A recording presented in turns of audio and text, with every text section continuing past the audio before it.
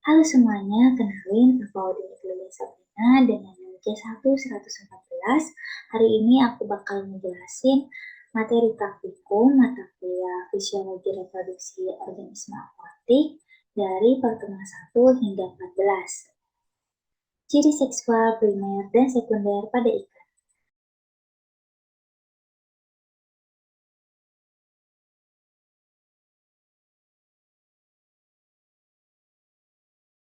Ciri seksual ikan dapat dibedakan menjadi dua, yaitu ciri seksual primer dan ciri seksual sekunder.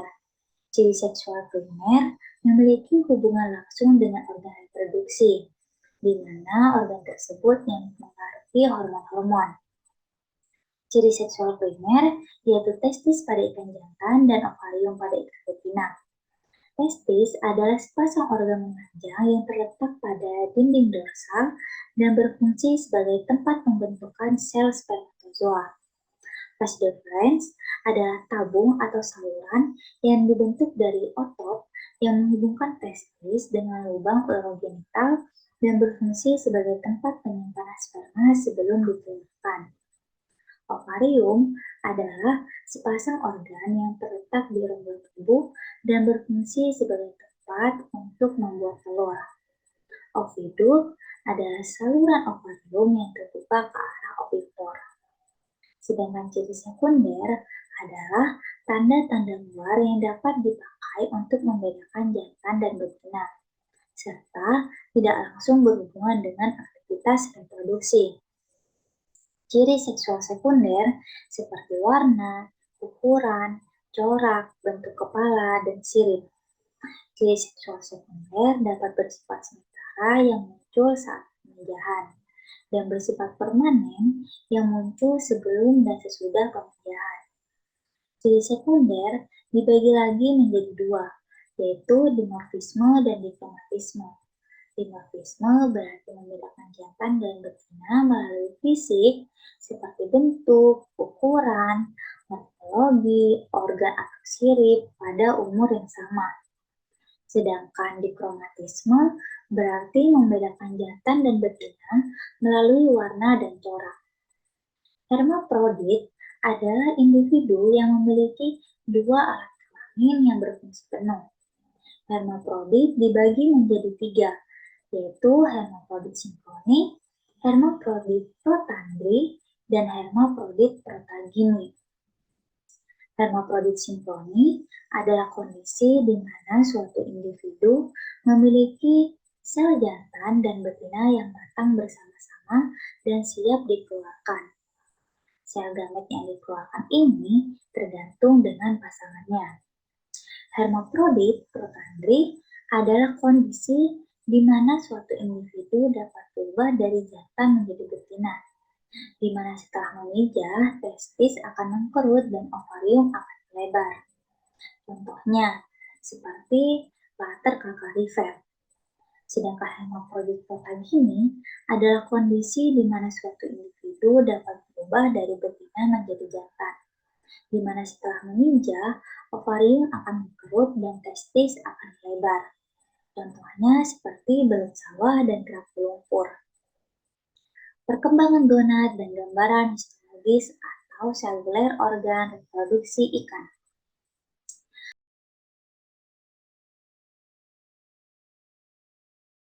Gonad merupakan organ reproduksi yang menghasilkan sel gamet, di mana pada ikan betina adalah ovum yang dihasilkan oleh ovari, dan pada ikan jantan adalah sperma yang dihasilkan oleh testis.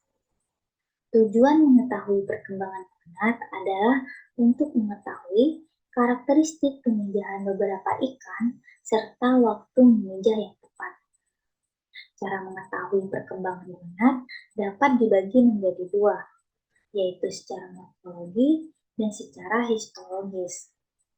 Tingkat kematangan gonad adalah tahapan-tahapan tertentu perkembangan gonad sebelum dan sesudah memijah. Hal ini digunakan untuk memahami siklus reproduksi ikan dan sebagai penduga status reproduksi ikan. Berikut adalah contoh tingkat kematangan gonad pada ikan lele, betina, dan jantan. Pada ikan lele betina, pada TKG1, ovari tipis dan berbentuk seperti pita putih dan telur tidak dapat diidentifikasi. Pada TKG2, ovari mulai melebar dan menebal berwarna merah. Kelamin mulai dapat diidentifikasi, namun masih translusen pada TKG2 ini. Pada TKG3, ovari semakin tebal dengan warna coklat kehijauan, pembuluh darah mulai terlihat melingkupi gonad dan mulai terlihat sel telurnya.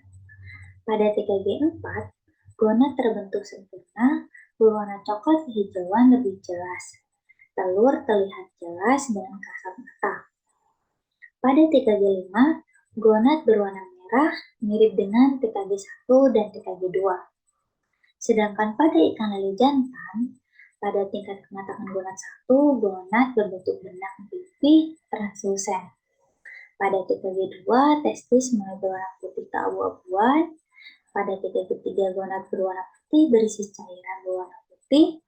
Pada TKG4, gonad berwarna putih kadang-kadang dengan bentuk coklat. Dan pada TKG5, gonad pipih.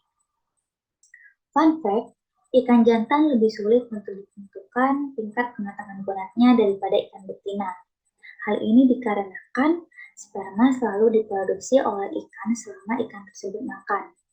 Serta tidak semua ikan mengalami TKG5 karena TKG5 ini biasanya merupakan masa rematurasi atau masa salin atau yang biasa disebut dengan gonad kosong. HSI dan GSI.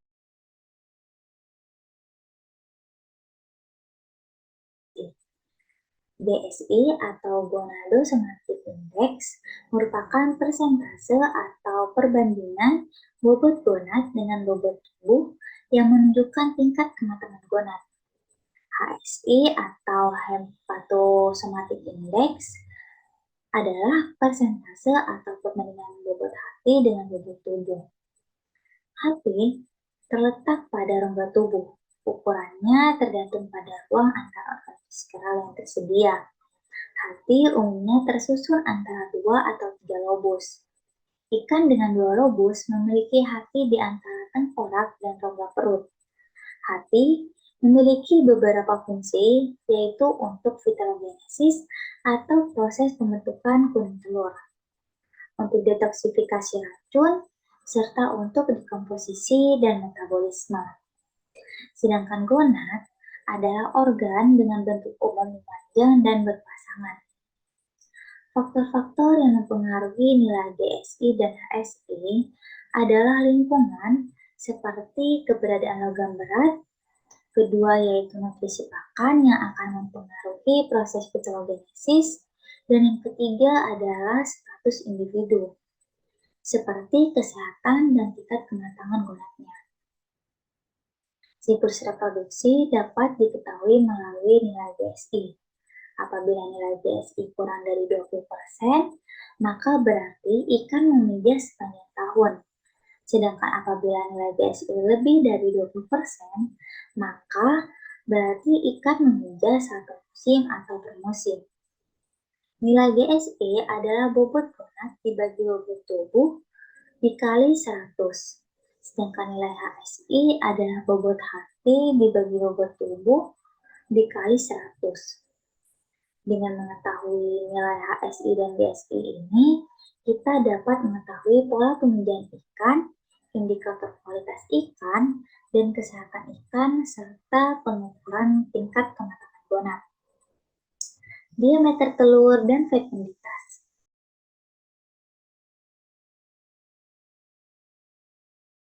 Diameter telur adalah garis tengah telur diukur dengan mikrometer berskala. Semakin besar nilai diameter telur, maka semakin besar pula gonad. Diameter gonad ini mencerminkan pola pemijahan pada ikan. Metode yang paling umum digunakan adalah dengan mengambil contoh telur dari bagian posterior, median, dan anterior.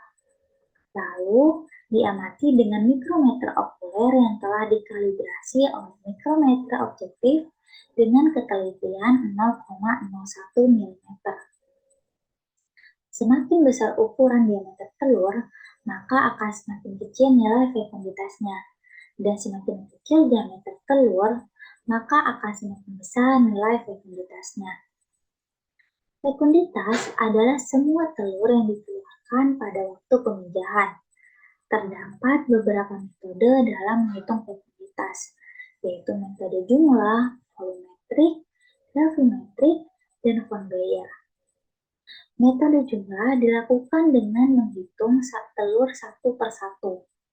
Volumetrik dilakukan dengan menghitung volume telur total, lalu volume sebagian. Gravimetrik dilakukan dengan menghitung berat keseluruhan total dan berat contoh kecil, lalu dihitung dengan rumus fekunditas berat total dibagi berat contoh dikali jumlah telur contoh. Sedangkan conveyor dilakukan dengan membandingkan garis tengah telur dengan tabel conveyor.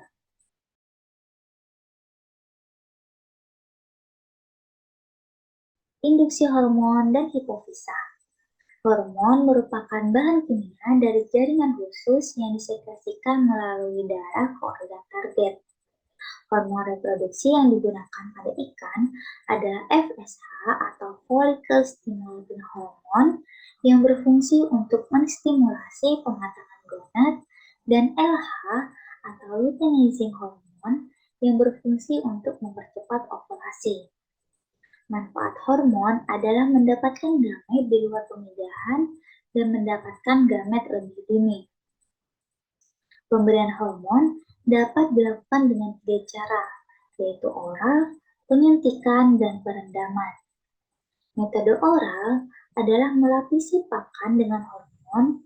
Caranya adalah pelet ditambahkan dengan dosis hormon per kilogram pakan dan bahan perekat. Biasanya bahan perekat ini menggunakan kulit telur. Setelah itu disemprotkan dan ditunggu kering supaya tidak jamuran. Terdapat 4 cara penyuntikan hormon, yaitu intramuskular, intravena, intrakranial, dan intraperitoneal. Hipofisa adalah kalender endokrin yang terletak di bawah otak dalam sel tursika yang berfungsi mengendalikan fungsi dari sebagian besar kalender endokrin. Terdapat 3 jenis donor hipofisa, yaitu donor homoplastik, donor heteroplastik, dan donor universal. Rekayasa kelamin.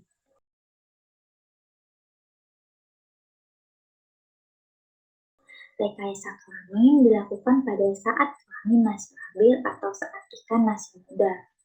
Terdapat beberapa teknik pemuliaan seperti genogenesis, abiogenesis, poliploidisasi, dan seks reversal. Genogenesis dibagi menjadi 2, yaitu meiotik dan mitotik. Genogenesis meiotik terjadi pada saat meiosis 2 untuk mencegah pola body 2 lepas. Sedangkan genogenesis mitotik terjadi pada saat mitosis 1 untuk menghambat proses mitosis 1.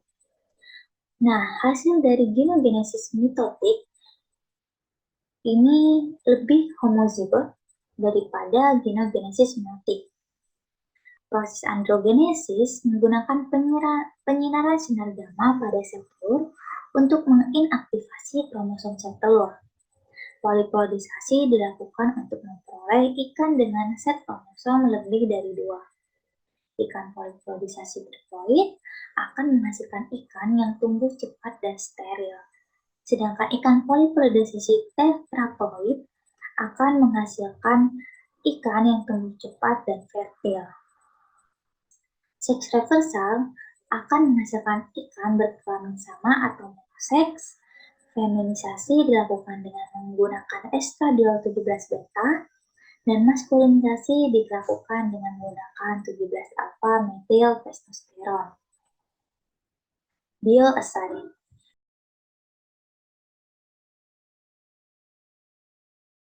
Bioassay adalah uji hayati untuk mengetahui toksisitas bahan pencemar terhadap suatu organisme akuatik. Salah satu teknik bioassay adalah ELISA atau Enzyme Linked Immunosorbent Assay, yaitu teknik biokimia di bidang imunologi teknologi untuk mendeteksi antibodi atau antigen pada sampel. Prinsip kerja ELISA adalah deteksi antigen atau antibodi berdasarkan prinsip ikatan antigen atau antibodi spesifik menggunakan panjang gelombang sebagai pembacaan pada ELISA reader. Manfaat ELISA adalah untuk mendeteksi residu obat seperti antibiotik atau nitrofuran dan deteksi penyakit seperti bakteri dan virus, serta deteksi hormon seperti estradiol dan testosteron. ELISA dibagi menjadi 4, yaitu direct, indirect, sandwich, dan kompetitif.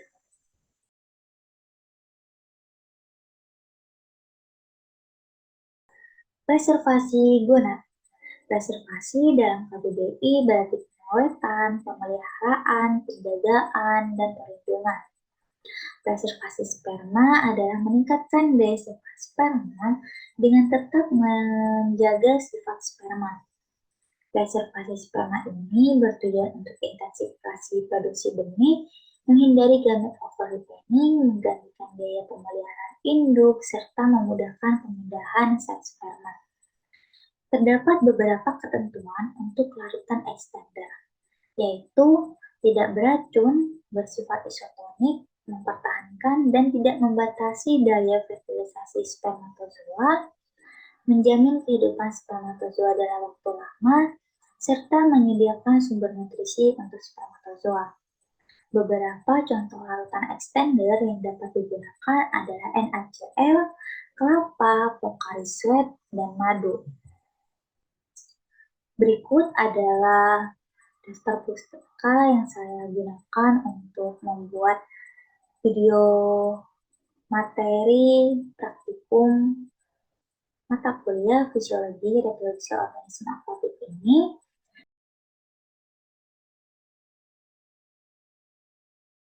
Sekian dari saya, mohon maaf apabila ada kekurangan atau kesalahan. Wassalamualaikum warahmatullahi wabarakatuh.